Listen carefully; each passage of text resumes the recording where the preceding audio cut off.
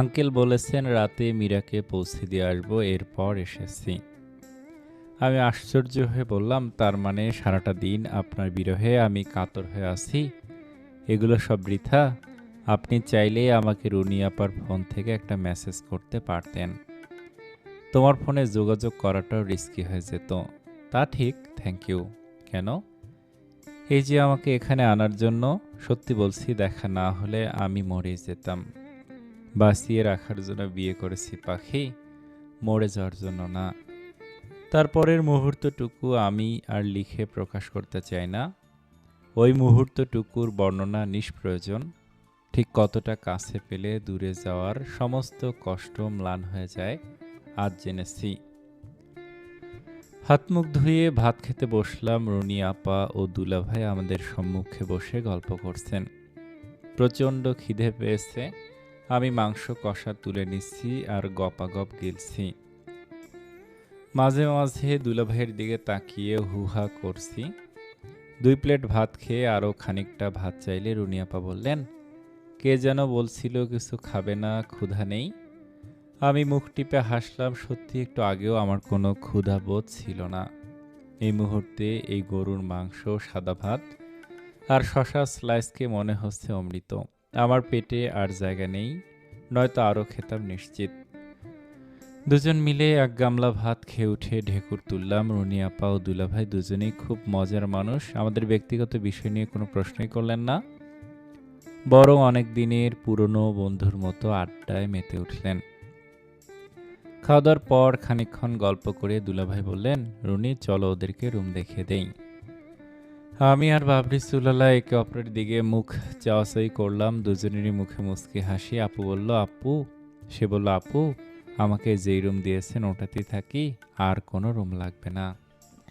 দুলাভাই হাসতে হাসতে বলল, আরে ধুর, তোমরা মনে করো হানিমুনে আসছো, ওইটুকুন মুরগির খুপড়িতে কি জমে নাকি? যে কয়েকদিন আসছো দোতলায় থাকো, আমরা নিচতলায় থাকবো। পুরো দোতলা তোমাদের, কেউ তোমাদেরকে ডিস্টার্ব করবে না, নিজের মতো থাকবা। আমি আর চোখে বাবরি সুলালার দিকে তাকে দেখি, সে আমাকে দেখছে।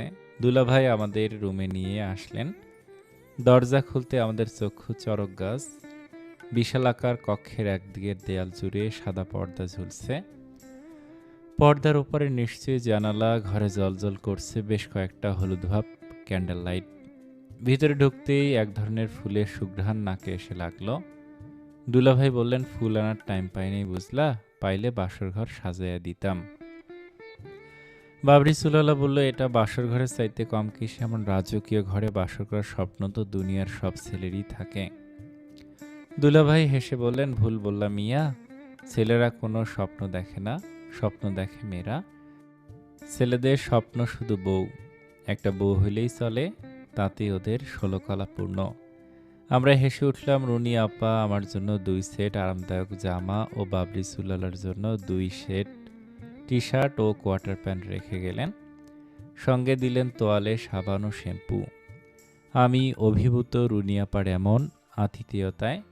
আপা বললেন, যে কোনো কিছু লাগলে আমাকে জোরে সরে ডাক দিবা। তোমাদের কারো কাছেই তো ফোন নাই।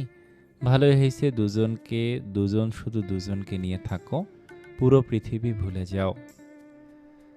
আপা ও দুলাভাই বেরিয়ে গেলে বাবরি সুলালা দরজা বন্ধ করে দিল। আমি ঘুরে ঘুরে পুরো রুমটা দেখতে দেখতে বললাম, মনে হচ্ছে ট্যুরে এসেছি, 5 স্টার রিসোর্ট। আমার শ্বশুর একটা জিনিস ভাইরে ভাই, আমার বাবাকে জিনিস বলবেন না। আচ্ছা সরি, আমার শ্বশুর একটা জিনিয়াস। উনি না থাকলে আজকে বিয়েও হতো না, আর এইভাবে আমাদের বাসর। আমি ভুরু কুচকে বললাম, আর আমি বুঝি কিছুই করিনি। সব তোমারই ক্রেডিট। যাই হোক আপু, কি বললেন শুনেছ? পুরো পৃথিবীকে ভুলে শুধু দুজনকে নিয়ে থাকো।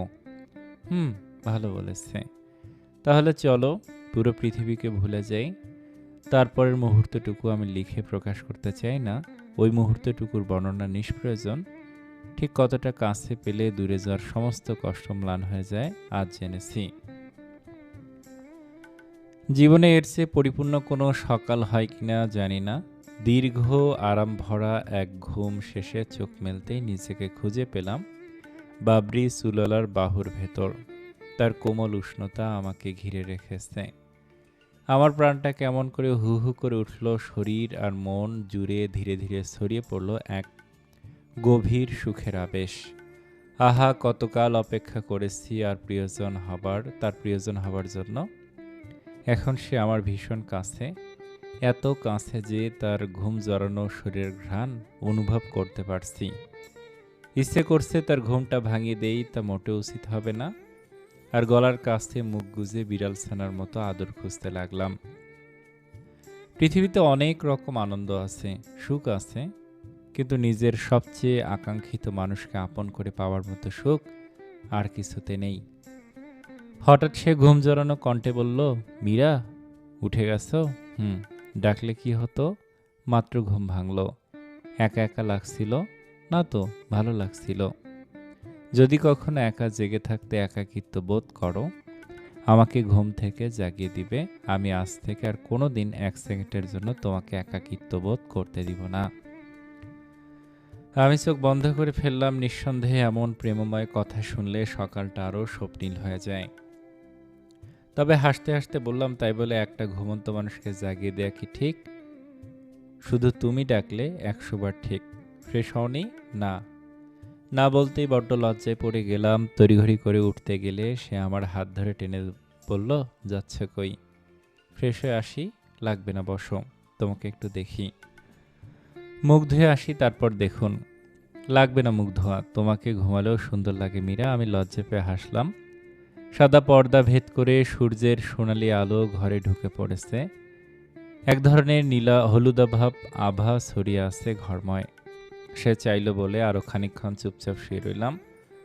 মন বলে এই মুহূর্ত চলতে থাকুক 1000 বছর ধরে। এমন সকাল আরও একবার জীবনে আসুক। যদি এই মুহূর্ত এখানেই থমকে যেত, তাতেও কোনো আক্ষেপ ছিল না। আরেক দফা ঘুম দিয়ে যখন উঠে পর্দা সরিয়ে দিলাম, দেখলাম সূর্যের আলোয় চকচক করছে গাছের পাতা। বেলা কত হয়েছে কে জানে। গতরাতে 2 প্লেট ভাত খাওয়ার পরেও এত খিদে পেয়েছে কেন? ঘর গুছিয়ে গোসল সেরে আয়নার সামনে এসে বসলাম। এবার ছিল নিজেকে দেখে লজ্জায় রক্তিম হয়ে ওঠার পালা। এই মীরা যেন অন্য কেউ। আমার চেহারায় একটা অন্যরকম ছায়া। চোখে মুখে লেপ্টে আছে সুখের প্রতিবিম্ব। চুল আঁচড়াতে গেলে সে পেছনে দাঁড়িয়ে আমার হাত থেকে চিরুনি কেড়ে নিল। তারপর পরম যত্নে চুলগুলো আঁচড়াতে লাগলো। আমি আয়নায় থাকা তার প্রতিবিম্বের দিকে তাকিয়ে রইলাম। এভাবে কতদিন আঁচড়াতে পারবেন? সত্যি বলবো নাকি তোমাকে খুশি করার জন্য বলবো? আগে সত্যিটা বলুন। তুমি যেদিন বলবে সামনে থাকলে আশ্রে দিব। আর খুশি করার জন্য কোনটা? যতদিন একসঙ্গে আছি ততদিন আমি এভাবেই সবসময় তোমার চুল আশ্রে দিব। আমি হাসতে হাসতে বললাম, খুশি করার জন্য যেটা বললেন সেটা যে মিথ্যে এটা সব মেয়েই বোঝে, তবুও তারা কেন খুশি হয় জানি না।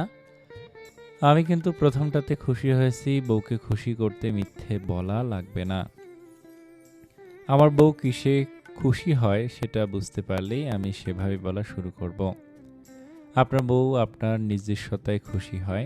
আপনি যেমন, তেমনই ভালো লাগে আমার। অতিরিক্ত কিছু করার দরকার নেই। সত্যি মীরা?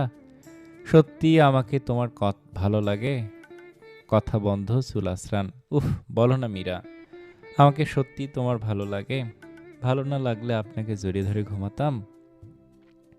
চুল আঁচড়ানো শেষ, চলো আবার জড়াজড়ি করে ঘুমাই। জানতো তোমার ভালো লাগা এত দ্রুত শেষ হয়ে গেল? আমি খপ করে তার হাত থেকে চিরুনি কেড়ে নিলাম। চুলগুলো পিঠের ওপর এলিয়ে দিয়ে পেছনে ফিরতে সে 2 হাতে আমার মুখখানা ধরে বলল, তুমি কি জানো মীরা, তুমি আমার অনেক আদরের। এভাবেই সারা জীবন তোমার চুল আশ্রয় দিতে আমার কোনো ক্লান্তি আসবে না। সুযোগ থাকলে আমি অবশ্যই করব। বিশ্বাস করলে করো, না করলে নাই। আমি ঠোঁট বাঁকা করে হেসে বললাম, তাহলে বিশ্বাস করলাম না।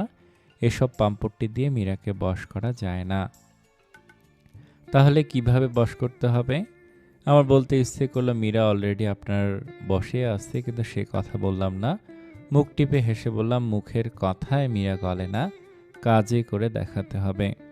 সে এক ঝটকায় আমাকে কোলে তুলে নিয়ে চোখে চোখ রেখে বলল, এভাবে? ছাড়ুন ছাড়ুন, আপনার পা ভাঙা। এখনো তুমি বিশ্বাস করো আমার পা ভাঙা? কথাটা বলে মুচকি হাসল সে। আমি লজ্জা পেয়ে দুহাতে মুখ ঢেকে ফেললাম। এই বিব্রতভাবে এড়াতে বললাম, আমার খিদে পেয়েছে, নামিয়ে দিন, নিচে গিয়ে দেখি কি অবস্থা। সে আমাকে বিছানায় এনে শুয়ে দিয়ে বলল, তুমি রেস্ট নাও, আমি যাচ্ছি। আপনার কষ্ট হবে সিঁড়ি ভেঙে নিচে যেতে। বউয়ের জন্য এইটুকু কষ্ট করতে পারলে আমার ভালো লাগবে। সে বেরিয়ে গেলে আমি যেন হাফ ছেড়ে বাঁচলাম। এ কেমন সুখের যন্ত্রণা! শীতের দুপুরে কাঁচা মিঠে রোদ্দুর যেমন শরীরে এক ধরনের আরাম উষ্ণতা এনে দেয়, সে আমার জীবনে সেই উষ্ণতা হয়ে এসেছে। কয়েক সেকেন্ড পরেই আবার ছুটে এসে আমার ওপর ঝুঁকে বলল, তুমি বললে তোমাকে কোলে নিয়েই সিঁড়ি দিয়ে নামতে পারবো, চাও নাকি? উফ, জানতো প্লিজ। সে এবার দৌড়ে পালালো। আমি সিলিংয়ের দিকে তাকিয়ে চোখ দুটো বন্ধ করে ফেললাম। দেহ মনে ছড়িয়ে থাকা সুখের আবেশ আমাকে প্রতি মুহূর্তে স্মরণ করিয়ে দিচ্ছে এই মুহূর্তটুকু সারা জীবন থাকবে না। সত্যি তাই, মুহূর্তগুলো যদি বেঁধে রাখা যেত। সে ফিরে এলো ট্রেতে করে হালকা নাস্তার চা নিয়ে। জানালার পাশেই ছোট্ট টি টেবিলের ওপর নাস্তা সাজিয়ে আমাকে বলল, মহারানী প্লিজ আসেন। আমি চাই রোজ সকালে আপনি এভাবে নাস্তা সাজিয়ে আমাকে ডাকুন। সকাল না বিকেল? বিকেল? জি মহারানী, এখন বিকেল 4টা বাজে। কি? আমি ঠিক বিশ্বাস করতে পারলাম না। অবশ্য পরক্ষণে মনে পড়ল দুজনে ঘুমিয়েছি ভোরবেলা। সারা রাত জুড়ে আমরা গল্প করেছি, দুজন দুজনকে আবিষ্কার করেছি সম্পূর্ণ নতুনভাবে। ভোরের আলো ফোটার সঙ্গে বুঝতে পেরেছি এটা শুধু বাসর রাত নয়, আমাদের যৌথ জীবনের প্রথম রাত। মীরা, কি ভাবছ? আমি চমকে উঠে তাকাই তার দিকে। চায়ের কাপ থেকে ধোয়া উঠছে। সেই ইশারায় আমাকে চা খেতে ডাকলো। চা খাও পাখি, চা ঠান্ডা হয়ে যাচ্ছে। বাবরি চুলালার এমন রোমান্টিক আচরণের সঙ্গে আমি একেবারেই পরিচিত নই, তাই বারবার অবাক হই, মুগ্ধ হই, তার অজান্তেই হেসে ফেলি। আমি হাসতে হাসতে বললাম, পাখিরা কি চা খায়? খায়। বউ পাখি চা খায়। মেয়ে পটানো এত কথা শিখেছেন কোথা থেকে? কি জানি, শিখিনি। চেষ্টা করছি রোমান্টিক হবার। ক্রিঞ্জ হয়ে যাচ্ছে নাকি? আমি হাসতে তারপর বললাম, হলে হোক, শুনতে মজা লাগছে। এই মানুষটা আমার বর। তার বাবরি চুলগুলোর দিকে চেয়ে রইলাম আমি। এত কাছে এসেও বিশ্বাস করতে কষ্ট হয় এই মানুষটা এখন আমার, একান্তই আমার। এর চেয়ে আনন্দের আর কিছু নেই জগতে। খানিক বাদেই রুনি আপা গরম গরম ভাত তরকারি দিয়ে গেল। নিজের হাতে খেতে হলো না আমার। বাবরি চুলালা আমাকে তুলে খাওয়ালেন। পেট ভরে ভাত খেয়ে আবার এসে বিছানায় গড়াগড়ি খেতে লাগলাম। আহ, কি অদ্ভুত সুন্দর একটা জীবন এখন আমাদের। খাওয়া আর উল্টে পাল্টে ঘুমানো, জড়াজড়ি করে শুয়ে থাকা আর খিলখিল করে হাসা, এমন মোহনীয় স্বপ্নের মুহূর্ত জীবনে আসবে তা কি একবার ভেবেছিলাম? বাবরি চুলালা বলল, তনয় চেয়েছিল আমাকে জেলে বন্দি করতে।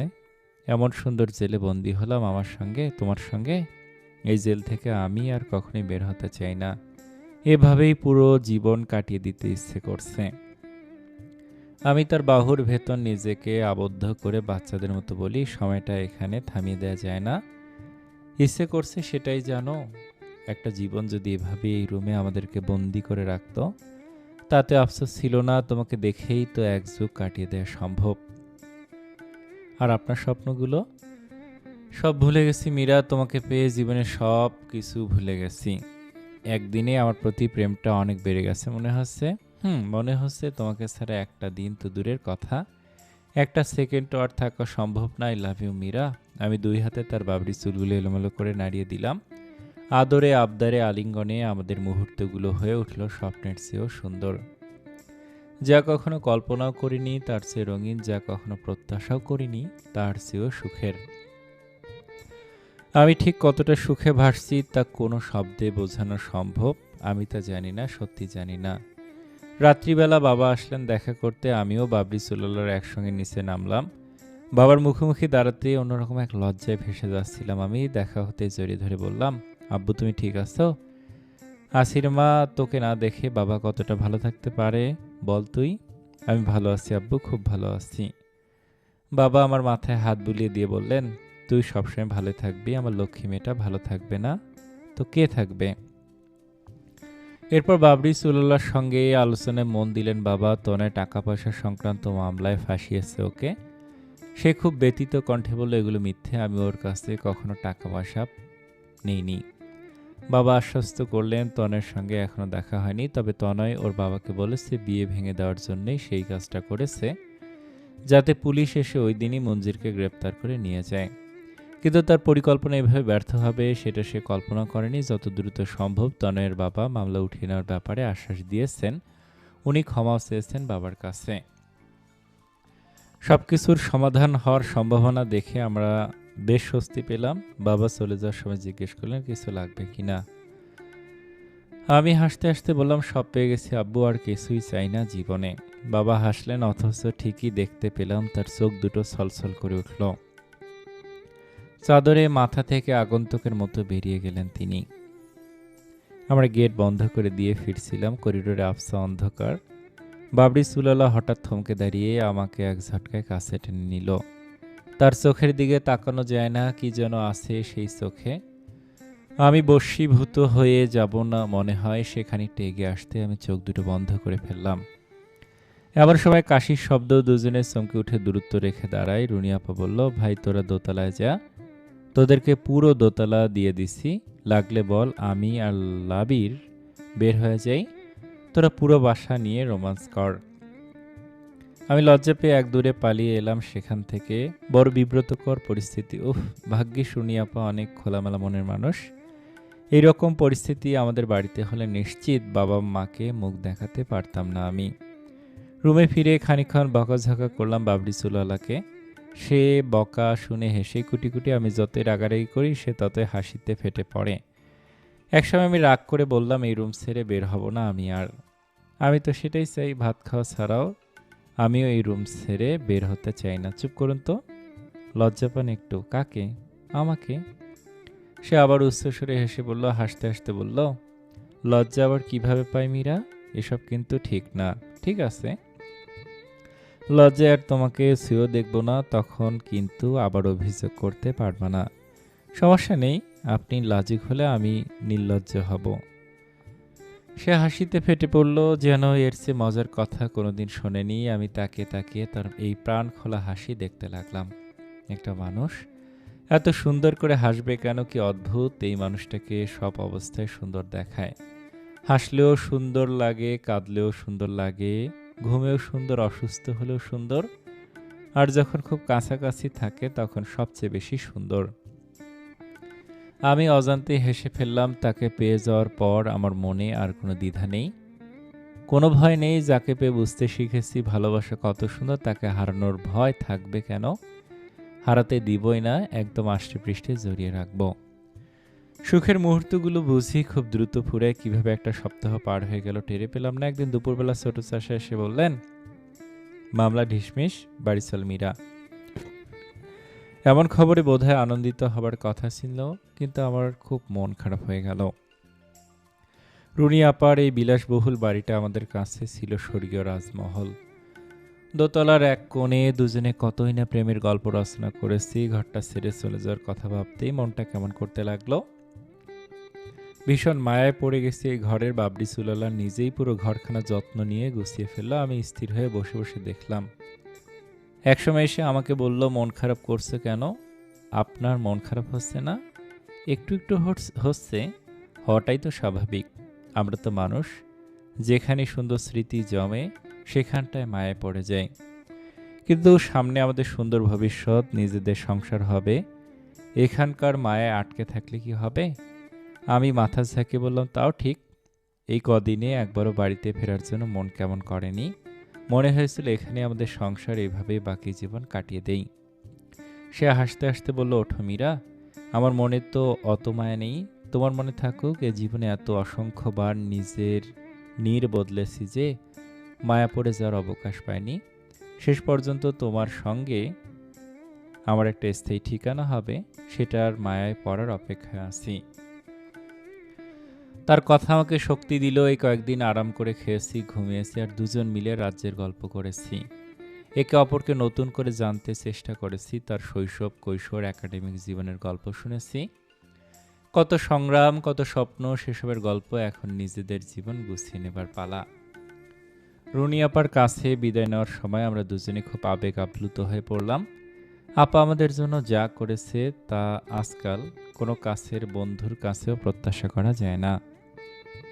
এই কৃতজ্ঞতার অন্ত নেই। আপা ও দুলাভাইকে বলে এলাম, আমাদের সংসার হলে আপনাদেরকে অবশ্যই আসতে হবে। দাদুবাড়িতে ফিরতেই বাড়ির শুদ্ধ সবাই এসে আমাদেরকে ঘিরে ধরলো, যেন আমাদের ভাবনায় কটা দিন কারোরই ঘুম হয়নি। সবার চোখে কৌতূহল। আমাদের হাসি মুখ দেখে তারাও হাসছে। চাচিরা খাবারের আয়োজন করেছেন, টেবিল সাজিয়েছেন হরেক পদের রান্না দিয়ে। বোয়াল মাছ, গরুর মাংস, খাসির মাংস, শুটকি ভুনা, পায়েস, পিঠাপুলি, আরও কত কি। সাথে সবার সাথে এক টেবিলে ভোজন শেষে আড্ডা দিতে বসলাম। চাচি বারবার জানতে চাচ্ছিলেন আমরা টেনশন করেছি কিনা। আমি মুখে উত্তর দিলাম, তা তো করেছি, কখন পুলিশ এসে ওকে ধরে নিয়ে যায়। অথচ কথাটা মিথ্যা, এরকম দুশ্চিন্তা আমি একবারও করিনি। বরং এই এক সপ্তাহ ধরে আমরা সুখের রাজ্যে বিচরণ করেছিলাম, যাকে বলে মধুচন্দ্রিমা। সেসব তো আর সবাইকে বলা যায় না। সবাই খুব জোরাজুরি করছিলেন 2টা রাত থেকে যাওয়ার জন্য। ওদিকে মা বাবাও অপেক্ষায় আছেন, দীর্ঘদিনের কাজ জমে আছে বাবরি চুলালার, তাই শহরে ফেরার তারা অনেক। অবশেষে বিশাল বড় বড় 2টা লাগেজ নিয়ে আমি আর বাবরি চুলালা আমাদের বাড়িতে ফেরার উদ্দেশ্যে রওনা দিলাম। পথের সেই বিখ্যাত বাজারটা চোখে পড়লো। আমি বললাম, চলুন নেমে যাই, এক্সপ্লোর করব না, শুধু 2 কাপ চা। বাবরি চুলালা রাজি হলো। গাড়ি থামিয়ে বাজারে নামলাম আমরা। এই জায়গায় আমাদের দারুণ স্মৃতি জমে আছে। আশেপাশে হাঁটতে হাঁটতে আমি ঝর্ণার মতো খিলখিল করে বলে যাচ্ছিলাম সেই দিনটার কথা। পুরোটা সময় সে মন্ত্রমুগ্ধের মতো আমার কথা শুনল। বাসায় ফিরতে ফিরতে রাত নেমে এসেছে। বাড়ির গেট খুলে আমাদের জন্য শরবত নিয়ে দাঁড়িয়ে আছে রোহান। বাবরি চুলালার মুখে শরবতের গ্লাস ধরে বলল, 1000 দাও, নইলে গেট ছাড়ব না। আমাদের কাছে এই মুহূর্তে কোনো টাকা নেই। দুজনে চুপচাপ দাঁড়িয়ে রইলাম। ভাবখানা এমন, যাবই না ভেতরে, অগত্যা গেট ছেড়ে দিয়ে বিরস মুখে রোহান বলল, পরে সুদসহ দিতে হবে। বাবরিওয়ালা হেসে বলল, তোমাকে 15 দিন অঙ্ক আর ইংরেজি পড়িয়ে দিলে হবে না? হাসলাম আমি। রোহান বলল, এখনই এরকম করলে বাকি জীবন কি করব? আমার দুলাভাইয়ের কলিজা থাকতে হবে হাতির মতো বড়। হাতির মতো বড় কলিজা কি আর আমার এই ক্ষীণকায় শরীরে জায়গা হবে রে শালা? ওদের খুনসুটি চলতে লাগলো ঘরে প্রবেশ করা পর্যন্ত। ড্রয়িং রুমে এসে বসে রইল সে। আমি খানিকটা ভাবনায় পড়ে গেলাম, এখন কোন রুমে যাব? দোতলায় নাকি নিচতলায়? আমি কি একা যাব নাকি দুজনে একসঙ্গে যাব? কি এক মধুর বিভ্রান্তি। অবশেষে রান্নাঘরে ঢুকলাম। পাতলের ঢাকনা খুলে মাকে জিজ্ঞেস করলাম, এত কিছু রেঁধেছ কি আমার জন্য? না, আমার জামাইয়ের জন্য। স্বার্থপর মহিলা, এতদিন পর মেয়ে বাসায় ফিরেছে, মেয়ের জন্য নাই কিছু? মেয়ের খাওয়া লাগবে না, মেয়ে আমার জামাইয়ের মাথা খাইলেই পেট ভরবে। তুমি কিভাবে জানলা আমি ওর মাথা খাই? মা বিরক্ত মুখেও হেসে ফেললেন। হাসি দেখে মনে হলো উনি বলতে চান, আমরা কি তোকে চিনি না মীরা?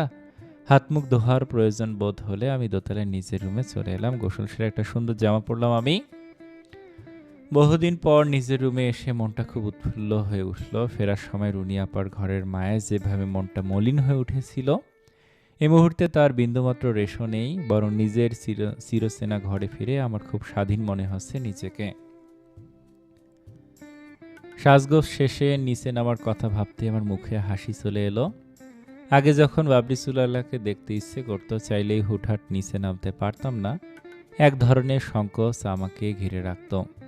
এই মুহূর্তে সেসবের কিছু আর নেই। পাখির মতো ফুরুত করে নিচতলায় আসলাম। ড্রয়িং রুমে নেই বাবরি চুল, রান্নাঘরে মা কুটুর মুটুর করছেন। আমি বললাম, রোহান কই আম্মু? জানি না, নাম ধরে ডাকলেই হয়। রোহানকে তো খুঁজছি না, যাকে খুঁজছি তার নাম ধরে ডাকা যাবে না।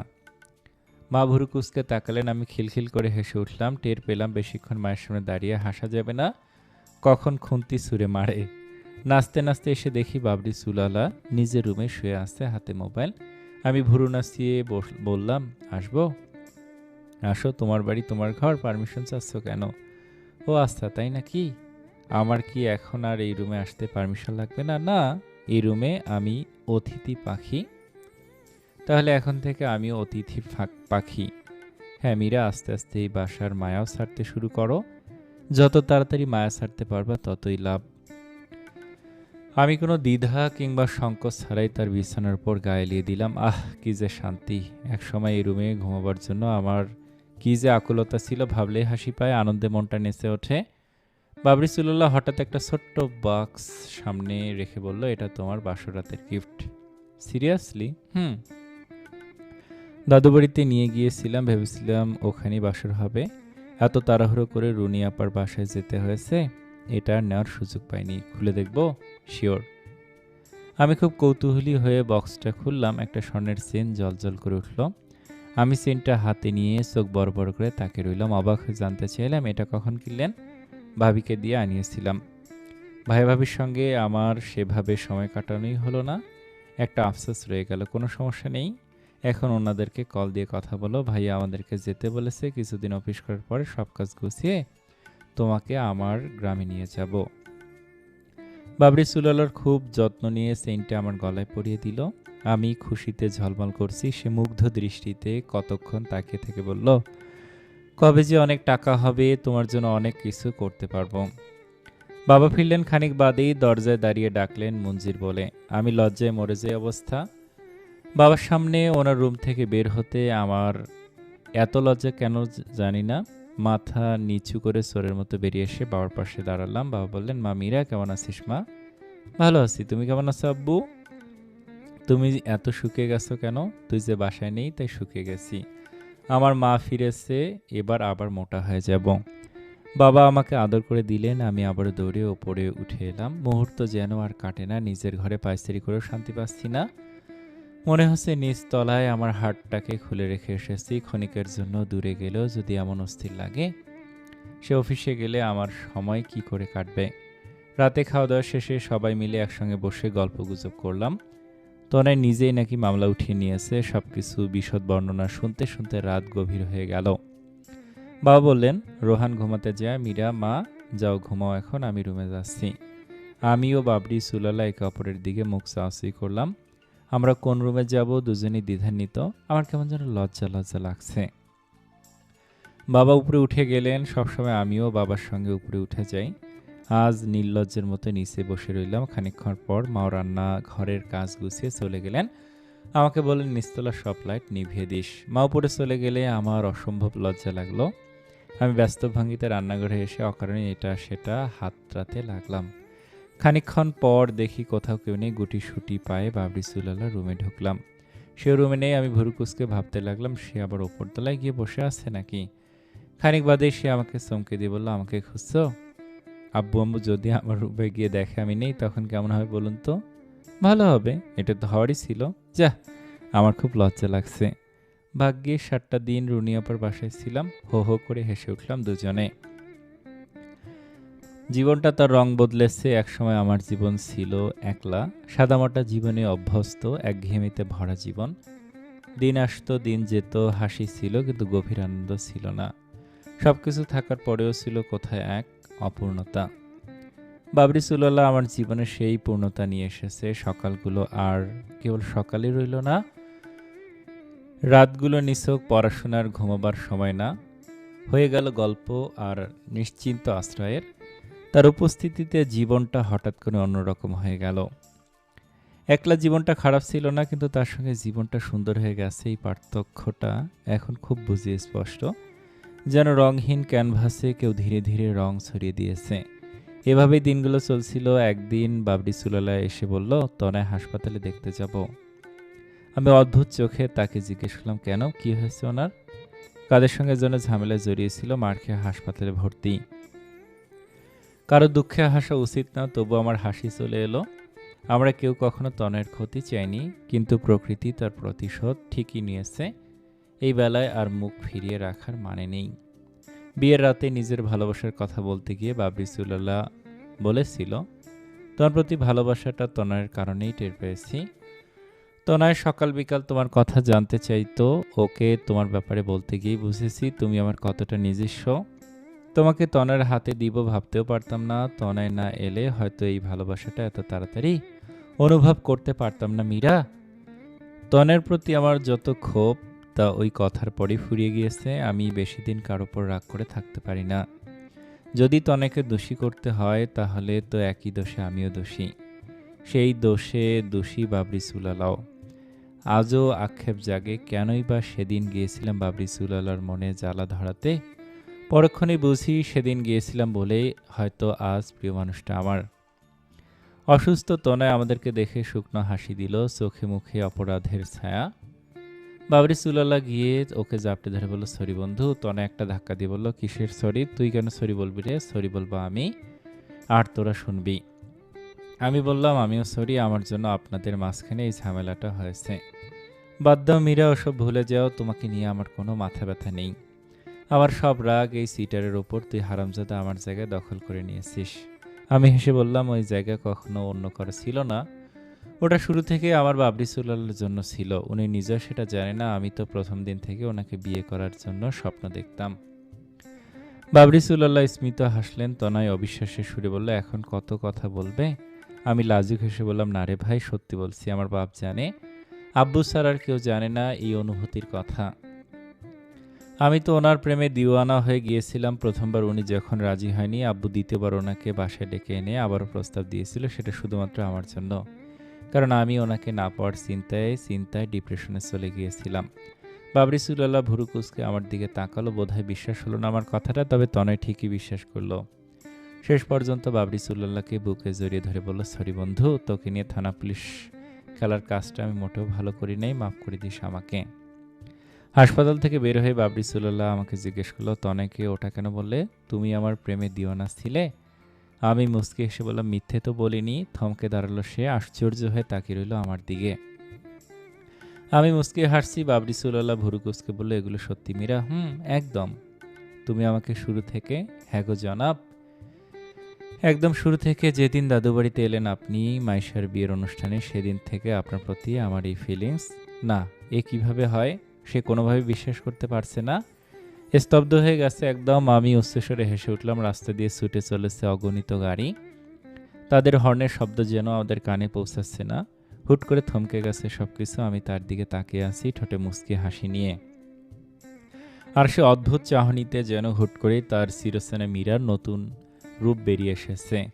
আমার হাতটা খপ করে ধরে বলল, তুমি এটা আগে কেন বলো নাই মীরা? একদিন যদি মুখ ফুটে বলতে, একদিন যদি আমাকে শুধু বুঝতেও দিতে, আমি তোমাকে এত কষ্ট কখনোই দিতাম না, কখনো না। আমি হাসতে হাসতে বললাম, বলেছি তো, একদিন রাতে বলেছিলাম না চোখের ভাষা শিখে ফেলুন। একদিন বলেছিলাম ভেতরের জ্বালা পোড়া কেউ দেখে না। আরও কতভাবে বোঝাতে চেয়েছি, তাও যদি কেউ না বোঝে। বাবরি চুলাল্লাহ আমার দিকে স্থির দৃষ্টিতে তাকিয়ে রইল। সেই দৃষ্টিতে একসাথে জমে আছে দুটি বিপরীত অনুভূতি, অপ্রকাশিত আনন্দ আর গভীর এক অনুতাপ। আনন্দটা যেন আমাকে কাছে পাওয়ার, আর অনুতাপটা মীরার মতো একজন মানুষকে দূরে সরিয়ে দেওয়ার অপরাধ বোধে সিক্ত।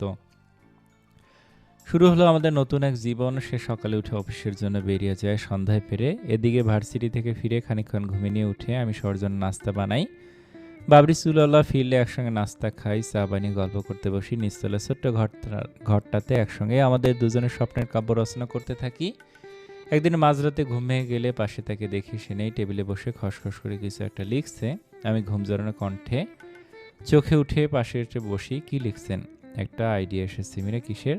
Business idea. বিজনেস? আমি তো সারা জীবন এখানে জব করতে পারবো না মীরা, আমার নিজেরও অনেক স্বপ্ন আছে। বিজনেস ছাড়া শুধু জব করে ওই সব স্বপ্ন পূরণ করা যাবে না। আমি মাথা ঝাঁকি বললাম, আমাকে দেখাবেন আপনার আইডিয়া, দেখতে ইচ্ছে করছে। সে উৎফুল্ল হয়ে বলল, এই দেখো, আসো তোমাকে বুঝিয়ে বলি। আমি মন্ত্রমুগ্ধের মতো তার কথা শুনতে মনোযোগ দিলাম। সে বোঝাতে লাগলো কিভাবে কাজ হবে, কেমন সম্ভাবনা আছে, কারা হবে ক্লায়েন্ট, সবকিছু। এত চমৎকার আইডিয়া শুনে আমি বিমোহিত, কল্পনাতেই দেখতে পাচ্ছিলাম তার সাফল্য। তার কথা শেষ হবার আগে আমি হাততালি দিয়ে বললাম, দুর্দান্ত, এই আইডিয়া নিয়ে কাজ করলে নিশ্চিত আপনি অনেক দূর যাবেন। সে আমার চোখে উচ্ছ্বাস দেখে উল্লাসিত হয়ে বলল, আমি একা পারবো না, তুমি সবসময় আমার পাশে থেকো, আমাকে এভাবে অনুপ্রেরণা দিয়েছো মীরা। আমি মাথা ঝেঁকে বললাম, কিন্তু বাবার কি হবে? বাবা তো একা এত কিছু সামলাতে পারবে না। সে খাতা কলমে লিখে রাখা পরিকল্পনার অংশ হিসেবে আমাকে দেখালো, আমি আগামী 3 বছর আঙ্কেলের সঙ্গে কাজ করতে চাই, ওনার স্বপ্ন পূরণে পাশে থাকতে চাই মীরা। ততদিনে বিশ্বস্ত একজনকে নিয়োগ দিয়ে আমার কাজটা বুঝিয়ে দিব। যখন মনে হবে আমাকে ছাড়াই কোম্পানি ভালোভাবে চলবে, আমি ধীরে ধীরে সরে আসবো। রেগুলার অফিস না করলেও সবসময় উনি আমাকে পাশে পাবেন, যে কোনো কাজে, যে কোনো প্রয়োজনে। খুবই ভালো হবে। বাবরি চুলাল্লাহ সিরিয়াস ভঙ্গিতে খানিকক্ষণ চিন্তা করে বলল, আমার আইডিয়াটা নিয়ে এখন অনেক স্টাডি করতে হবে। সবকিছু বিস্তারিত চিন্তাভাবনা শেষে পুরো বিজনেসটার রোডম্যাপ এঁকে ফেলবো। এগুলোর জন্য আমি ৩ মাস সময় নিব। ৩ মাস পরে আমরা আমাদের নতুন বাসায় উঠে যাব মীরা। একদিকে সংসার গোছাবো, অন্যদিকে ছোট করে আমার বিজনেসটার কাজ শুরু করব। কাজ কিছুদূর এগোলেই ইনভেস্টর খুঁজবো। আমার বিশ্বাস এই আইডিয়া নিয়ে অনেকেই কাজ করতে আগ্রহী হবে। ইনভেস্টর পেতে অসুবিধা হবে না। আমি মিষ্টি এসে বললাম, কংগ্রাচুলেশন বাবরি সুলালা, এটা দারুণ হবে। আচ্ছা, আপনি যখন অনেক বড় হয়ে যাবেন তখন কি কি করবেন? সর্বপ্রথমে আমার এলাকা যাব। আমার ভেতরে ছোট থেকে যা যা করার ইচ্ছে ছিল সব কিছু করব। একদিন যারা আমাকে অপমান করেছিল, তাচ্ছিল্য করেছিল, এটাই হবে তাদের জবাব। আমার ভাইদের জন্য কিছু করতে চাই মীরা। তারপর বললো, আমি উৎসুক হয়ে বললাম, তারপর? আমার মীরার জন্য স্বপ্নের মতো একটা রাজপ্রাসাদ বানাবো। খুব বেশি বড় হয়তো পারবো না, কিন্তু মীরা মনের মতো সেই সংসারটা সাজাবে। আর মীরাকে একটা গাড়ি কিনে দিব। মীরাকে যখন তখন ইচ্ছে মতো গিফট দিব আর বিদেশে ঘুরতে নিয়ে যাব। আমি হাসতে হাসতে বললাম, আর একটা ফুটফুটে বাবু হবে আমাদের, ওকে বড় করব। আমি আরও জোরে হেসে উঠলাম। তার বাবরি সুল্লালাকে নেড়ে দিয়ে বললাম, মীরা সবসময় আপনার পাশে আসতে থাকবে। মীরা কখনো আপনার জন্য এতটুকু বাধা হয়ে দাঁড়াবে না। আমার ব্যস্ততায় মীরা অভিমান করে বলল, না, অপেক্ষা করব। আমার দুশ্চিন্তায় সঙ্গ দেব আমার কষ্টের দিনে। হাল ধরবো আপনার সঙ্গে কাঁধ মিলিয়ে। পারবো না ভেবেছেন? বাবরি সুল্লাহ আমাকে পরম যত্নে বুকে টেনে নিয়ে বলল, ঠিক কতটা ভালোবাসলে প্রিয়জনের দুঃখের দিনে একটা মেয়ে হাল ধরতে চায় মীরা? এত ভালোবাসা কেন আমাকে? আমি লাজুক হেসে বললাম, যতটা বাসি ততটা তো দেখাইনি কখনো। প্লিজ, দোহাই লাগে, আর বাসিও না। এবার আমাকে বাসতে দাও। আমি হেসে বললাম। সে আমার চুলে হাত বুলে দিতে লাগলো। হঠাৎ খেয়াল করে দেখি তার দু চোখ সিক্ত। সলসল চোখ দুটি আমায় দেখে আমার বুকের ভেতর ধুকপুক করে উঠলো। আমি তড়িঘড়ি করে তাকে সামলাতে ব্যস্ত হয়ে বললাম, প্লিজ প্লিজ, ইমোশনাল হবেন না। সে আমার হাতটাকে হাতের মুঠোয় চেপে ধরে বলল, কেন হব না? একটা ছেলে কোনোদিন কারো মায়া মমতা পায়নি। সবাই তাকে দূর দূর করেছে, কত অপমানিত হয়েছে, কত লাঞ্ছিত হয়েছে। সেই ছেলেটাকে প্রিন্সেসের মতো মেয়েটা এত ভালোবাসে। আমি কেন ইমোশনাল হব না বলতে পারো? আমি মুচকি এসে বললাম, আর কখনো এসব বলবে না। আমার জীবনে এখন কোনো অভাব নেই। আমি আছি, একটা ভালো জব আছে, আমাদের একটা সুন্দর সংসার হবে খুব শীঘ্রই। সবকিছু অনেক সহজ মনে হচ্ছে। তুমি না থাকলে এতটা সহজ মনে হতো না। তুমি আমার একটা শক্তি। আমি মুচকি হাসলাম। রাত গভীর হয়েছে। বাইরে দু একটা নিশাচরি পাখির ডানা ঝাপটানো শব্দ ভেসে আসে। উৎফুল্ল মনে আমি লাগেজ খুলে আমাদের বিয়ের শাড়িটা বের করলাম। শাড়িটা আমার সেদিন পরা হয়নি। আজ রাতে একবার পরতে ইচ্ছে করছে। কোনো মতে শাড়িটা পরে মাথায় ঘুমটা দিয়ে এসে বসেছি। এসে দেখি সে আমার দিকে মুগ্ধ নয়নে তাকিয়ে আছে।